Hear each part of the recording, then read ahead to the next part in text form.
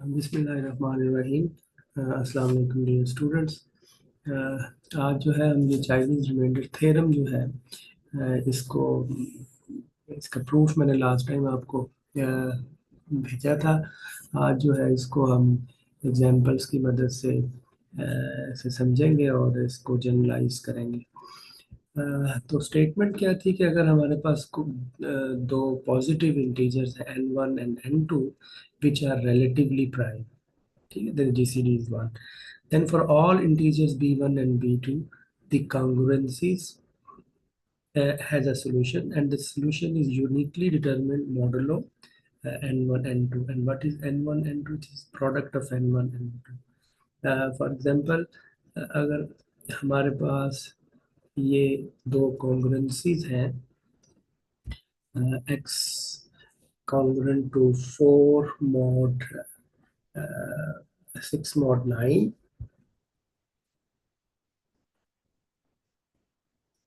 And ये एक और कॉन्करेंस है 4 मॉड 11। तो अब देखिए यहाँ पर n1 जो है दिस इज 9, और n2 जो है दिस इज 11, और आपके पास b1 जो है इट्स वैल्यू इज 6, b2 जो है इट्स वैल्यू इज 4। तो according to the Chinese remainder theorem, because 9 and 11 जो है इनका जीसीडी 1 है, तो इस कॉन्ग्रुएंस का यूनिक सोल्यूशन जो है वो एग्जिस्ट करेगा।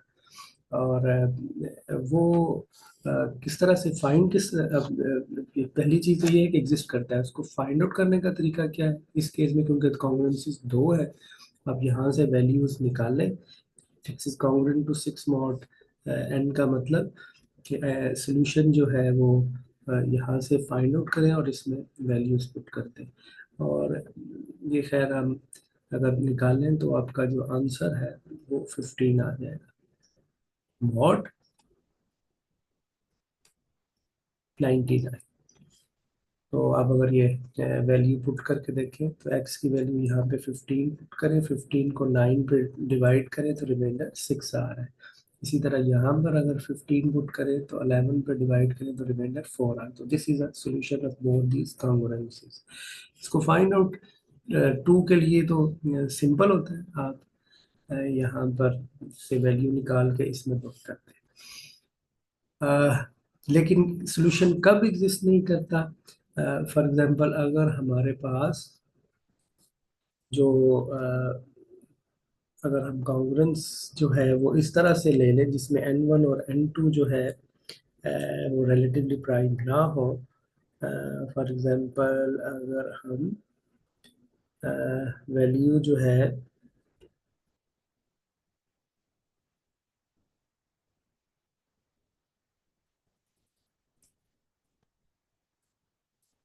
ये ले लें,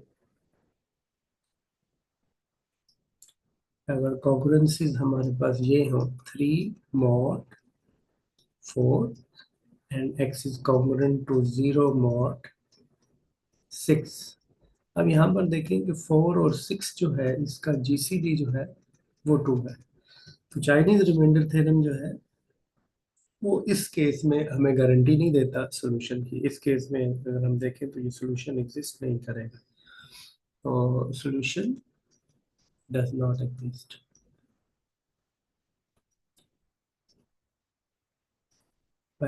बाय चाइनीज रिमाइंडर थ्योरम। तो ये हमने देखना होता है कि तो ये चाइनीज रिमाइंडर थ्योरम जो है ये हमें सॉल्यूशन जो है वो प्रोवाइड करेगा, और ये सॉल्यूशन यूनिक भी होगा। अब ये जो है कॉन्ग्रुएंसी जो है इन जनरल, एक कॉन्ग्रुएंस जो है उसका सॉल्यूशन एग्जिस्ट कब करता है? अब जैसे फर्स्टली देखिए, अगर हमारे पास in general solution of congruence, हम कॉन्ग्रुएंसीज को सॉल्व कर रहे हैं, तो इन जनरल जो हमारे पास कॉन्ग्रुएंस होगी वो इस तरह से है, A X is congruent to B mod N. हमारे पास for example X is congruent to 2 mod 3 है। या आप मोर जनरली इसे ऐसे भी लिख सकते हैं, 5x is component to 2 mod 3। तो इन जनरल जो है, जो सोल्यूशन जो है वो उसी वक्त एग्जिस्ट करेगा जब, अगर तो ये ए और एन जो है इसका जीसीडी 1 हो, फिर तो हमेशा ही सोल्यूशन एग्जिस्ट करेगा।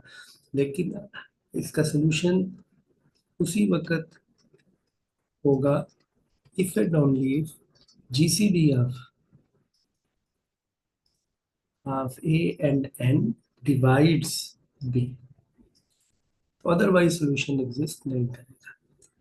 ठीक है, तो यहाँ पर जैसे जीसीडी जो है 5 और 3 का, वो यहाँ पर तो 5 और 3 वैसे ही जीसीडी 1 है, इसलिए 1 डिवाइड एवरी इंटीजर। लेकिन अगर हमारे पास इस तरह से कॉन्ग्रुएंस हो, 2x is congruent to 4 mod से एनी नंबर से 8, तो हमने ये देखना है 2 और 8 का जीसीडी क्या है।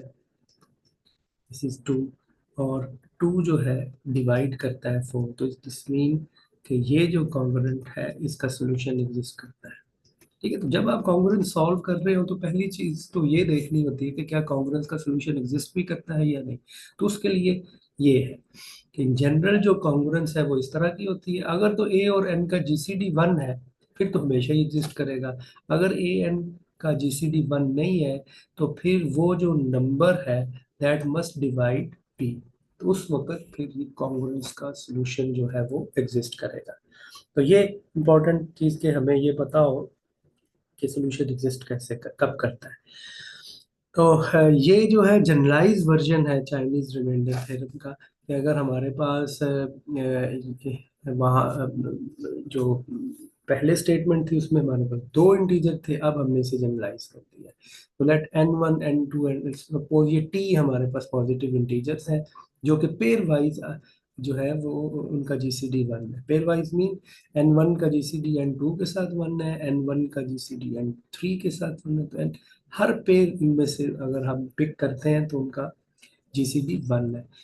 तो स्टेटमेंट ये है कि then for all integers B I's the system of congruence, तो इस तरह की अगर हमारे पास सिस्टम ऑफ कॉन्ग्रुएंस है तो उसका सोल्यूशन एग्जिस्ट करेगा और वो सोल्यूशन यूनिक होगा मॉडलो दिस प्रोडक्ट। तो ये सोल्यूशन जो है अगेन प्रूफ बिल्कुल सिमिलियर है। इसमें हम क्या करते हैं, कैसे ये एक्स फाइंड आउट करते हैं। ये जो सोल्यूशन है उसको फाइंड आउट करने का तरीका ये है कि हम सबसे पहले एन फाइंड आउट करेंगे। हाउ टू फाइंड एक्स, सबसे पहले ये प्रोडक्ट फाइंड आउट करें, फाइंड एन, n1 n2, तो जितने भी आपके पास ये नंबर्स हैं उनका प्रोडक्ट फाइंड आउट करें। उसके बाद आप ये एम आईज फाइंड आउट करें। This is M I is N divided by n1 या एन आई, तो for all I between 1 to 10। अब ये जो हर एम आई है इसका इन्वर्स जो है वो एग्जिस्ट करता है, क्योंकि ये n जो है this is the product of all the relatively prime numbers, इनका जीसीडी 1 है और ये n1 को हमने इसमें से माइनस कर दिया है। और उसके बाद आप इनका मल्टीप्लिकेटिव इन्वर्स फाइंड आउट करें। Find by I the multiplicative inverse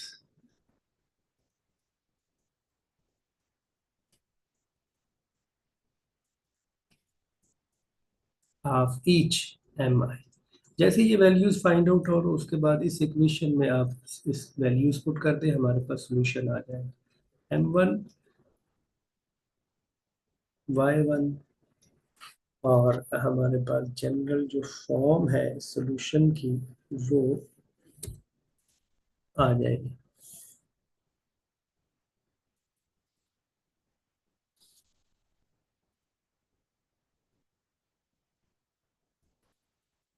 m1 y1 b1 and so on, जितने भी आपके पास टीचर्स हैं।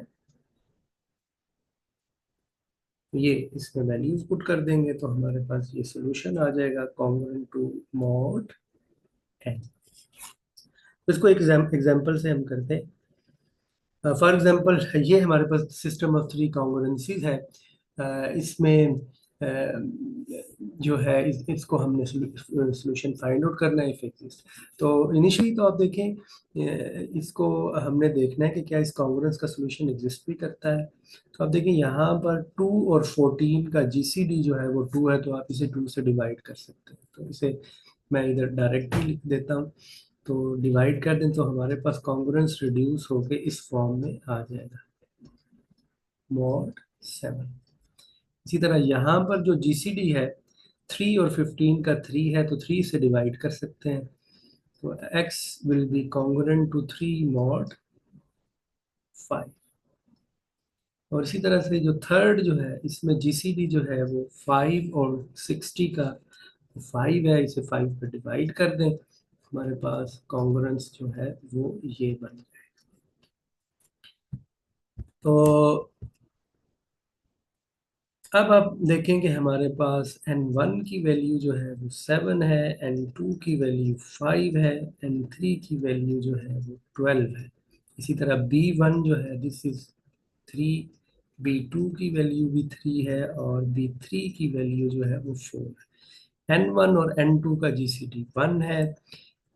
इसी तरह n1 और n3 का जीसीडी भी 1 है और इसी तरह n2 और n3 का भी जीसीडी 1 है। तो बाई चाइनीज रिमाइंडर थ्योरम इसका सोल्यूशन एग्जिस्ट करता है और यूनिक सोल्यूशन करता है। अब वो कैसे फाइंड आउट करेंगे? तो उसके लिए पहला स्टेप क्या था कि हमने n फाइंड आउट करना है। और n क्या है? This is the product of be these n values. तो ये आपने प्रोडक्ट फाइंड आउट कर लिया। और दूसरा स्टेप जो है वो ये है कि आप m1 की वैल्यू जो है वो फाइंड आउट करें।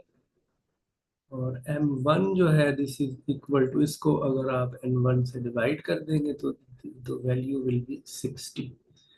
और इसी तरह से n2 जो है यही आपके पास वैल्यू है, 5 पे डिवाइड कर दें तो आंसर जो है वो 84 आ जाए।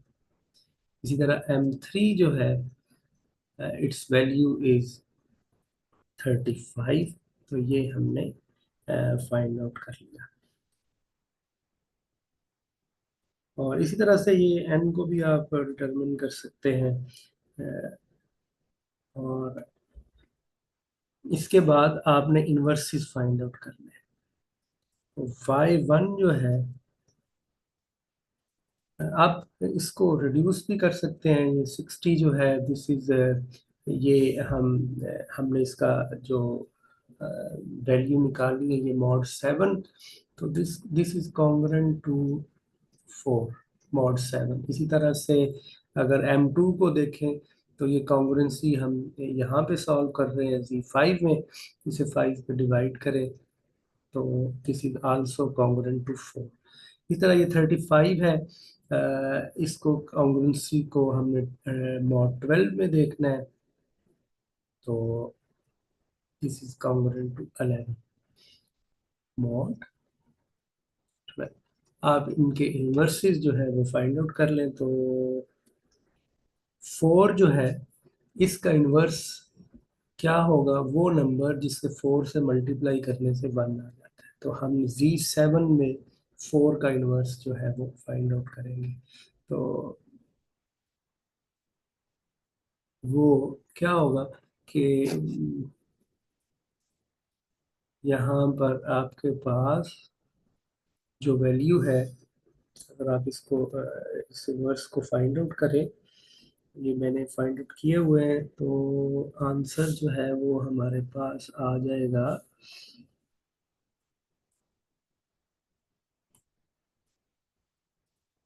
तो y1 जो है हमारे पास इसकी वैल्यू जो है वो आ जाएगी 3।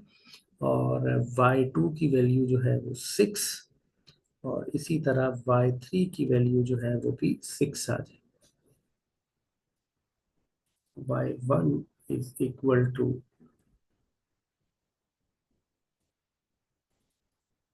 y1 is equal to 3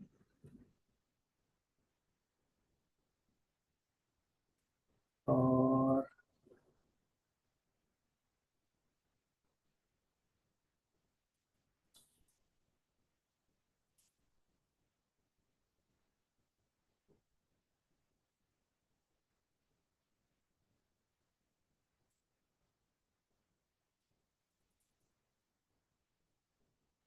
sorry ये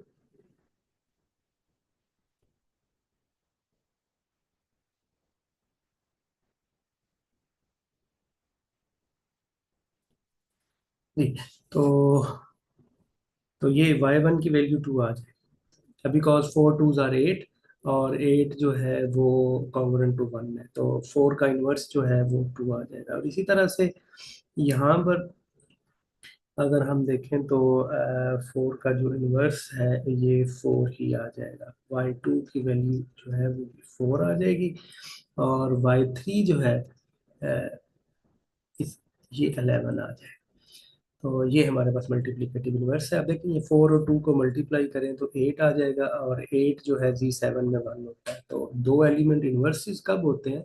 जब उनका प्रोडक्ट जो है वो 1 हो। ठीक है, तो ए और बी दो एलिमेंट हैं, तो बी ए का इन्वर्स होगा अगर दोनों को मल्टीप्लाई करने से उस वो आइडेंटिटी आ जाए। तो अब 4 का इन्वर्स 2 है, क्योंकि 4 और 2 को मल्टीप्लाई करें 8 आएगा। 8 जो है वो Z7 में 1 के इक्वल है। इसी तरह 4 का इन्वर्स 4 ही है Z5 में, बिकॉज 4 4 का 16 और Z5 में 16 1 के कॉन्ग्रुएंट है। इसी तरह 11 का इन्वर्स 11 ही होगा। रिमेंबर के इन्वर्सेस जो है वो अगर एग्जिस्ट करते हैं तो वो यूनिक होते हैं। तो ये हमारे पास सोल्यूशन आ जाएगा। और इसी तरह इसको अब इस इन वैल्यूज को आप पुट कर दें, जो सोल्यूशन है हमारा जो है वो आ जाएगा। यही जो ये इक्वेशन जो है, जैसे ये वैल्यूज आई तो जो सोल्यूशन है दैट विल बी, इस इक्वेशन में आप वैल्यूज पुट कर दें, that is m1 y1 b1 plus m2 y2 b2 plus m3 y3 b3। तो हर सारी की सारी वैल्यूज मौजूद है, m1 भी मौजूद है, y1 भी, b1 भी, ये वैल्यूज इसमें पुट करें और हमारे पास आंसर आ जाएगा। और ये आंसर जो है ये मॉड n में आएगा यहाँ पर। तो इस तरीके से जो है आप ये सॉल्यूशन जो है इनकॉन्ग्रुएंसीज के फाइंड आउट कर सकते हैं। तो इसी तरह से मैं कोई और कॉन्ग्रुएंस जो है वो आप इसको सॉल्व करना चाहें तो वो इसी, ये मैंने तरीका बता दिया आपको कि किस तरीके से ये कॉन्ग्रुएंसीज जो है वो सॉल्व होती है। तो सबसे पहले ये देखना होता है कि कॉन्ग्रुएंस जो है इन जनरल कोई भी है, तो आपके पास अगर सिंगल कॉन्ग्रुएंस है उसका सॉल्यूशन कब एग्जिस्ट करेगा? जब ये ए और एन जो है इसका जीसीडी एग्जिस्ट करेगा। ठीक है, सॉल्यूशन कब एग्जिस्ट करेगा? जब ए और एन का जो जीसीडी है दैट डिवाइड बी। ऑब्वियसली जब ये जीसीडी 1 हो तो फिर तो 1 हर एक नंबर को ही डिवाइड करता है। अगर कॉन्ग्रुएंसीज 1 से 2 हो तो चाइनीज रिमाइंडर थ्योरम जो है वो हमें सॉल्यूशन बताता है। ये अगर हमारे पास दो कॉन्ग्रुएंसीज हो, अगेन अगर इक्वेशन इस फॉर्म में है तो पहले आप उसे इस फॉर्म में कन्वर्ट कर देंगे। तो अगर आपके पास दो कॉन्ग्रुएंसीज हैं तो चाइनीज रिमाइंडर थ्योरम हमें क्या बताता है कि आप इसका सोल्यूशन निकाल लेंगे। सोल्यूशन एग्जिस्ट करता है मॉड n1 n2 में। और इसी तरह से जनरलाइज भी किया जा सकता है, अगर एक से ज्यादा हो कॉन्ग्रुएंसीज आपके पास, अगर आपके पास ये कॉन्ग्रुएंसीज ज्यादा है, 3 से ज्यादा हो जाए, तो उस केस में भी आप चाइनीज रिमाइंडर थ्योरम आप अप्लाई कर सकते हैं। सबसे पहले आप n फाइंड आउट करेंगे which is the product of n eyes, और फिर आप m आइज फाइंड आउट करेंगे, फिर उनके मल्टीप्लिकेटिव इन्वर्सेस, और आखिर में उस इक्वेशन में वैल्यूज पुट कर देंगे, आपके पास कॉन्ग्रुएंस का सॉल्यूशन आ जाएगा। तो होपफुली ये जो है चाइनीज रिमाइंडर थ्योरम आपको समझ आ जाएगा। अगेन कोई क्वेश्चन हो तो आप फिर पूछ लीजिएगा।